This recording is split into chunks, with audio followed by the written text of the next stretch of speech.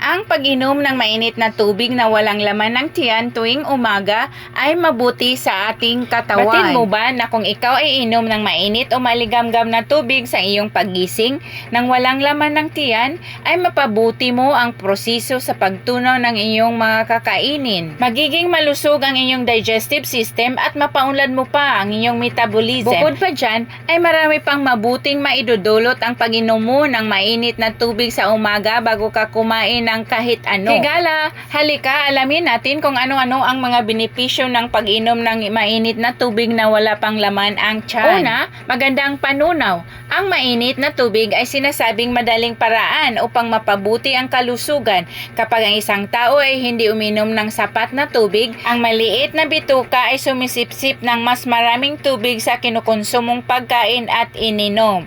Ito ang dahilan para maging dehydrated at nahirapang dumumi. Ang sobrang dehydration ay maaaring magresulta ng malalang constipation at magresulta ng iba pang problema. Para maging regular ang pagdumi, kung kompleto sa rami ng tubig na iniinom, mas madali at magiging regular ang pagdumi dahil sa mas magiging malambot ito at madali pa itong mailabas. Pangatlo, magandang sirkulasyon.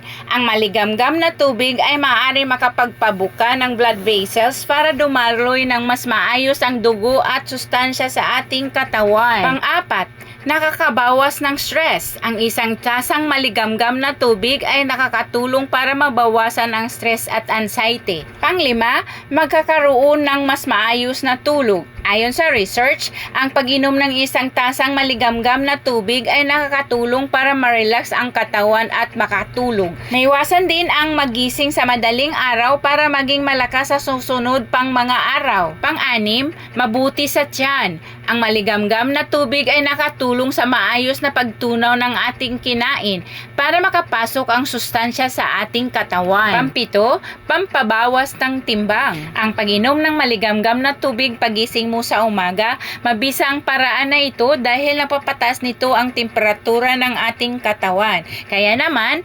napapabilis din ang proseso ng ating metabolism. Kapag mabilis ang metabolism, mabilis din ang magiging pagtunaw ng calorie sa ating nakakain, na siyang pangunahing dahilan kung bakit nadagdagan ang ating timbang. Bukod sa kagustuhang magbawas ng timbang, marami ring naghahangad na mapanatili ang kanilang kagandahan. Subalit, dahil sa stress, pollution at iba pa, tila ba ay nahirapang na makamit ng mga bagay na ito. Isang magandang balita para sa lahat dahil ang pag-inom ng mainit o maligamgam na tubig tuwing umaga sa inyong pagkagising ay makatulong upang mapanatili ang inyong ganda. Ang pagtanda kasi ng itsura ay bunga ng napakaraming toksin sa katawan. Ang toksin naman ay bunga ng unhealthy lifestyle. Kaya naman, ang pag-inom ng mainit na tubig ay nakatulong upang maalis sa ating katawan ang toxins na nagdudulot ng ating pagtanda. Higala, simulan na natin. Huwag nang patumpik-tumpik pa at bumilang na tayo sa mga taong gumawa nito upang maranasan din natin ang mga mabubuting pagbabagong ito sa ating katawan at ating kalusugan. Kung may natutunan ka, huwag kalimutang ibahagi ang video na ito upang malaman ng iba. Maraming salamat sa panonood at pagsuporta. Hanggang sa muli. God is good all the time and all the time God is good. Peace be with you.